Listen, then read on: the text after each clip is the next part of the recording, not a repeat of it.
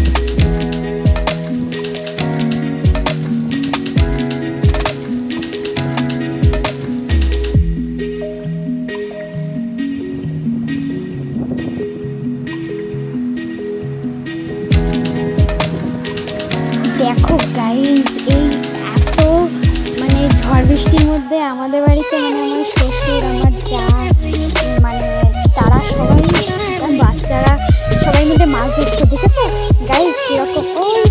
আমার সোনা বাবা একটা মাছ পেয়েছে মনে হচ্ছে।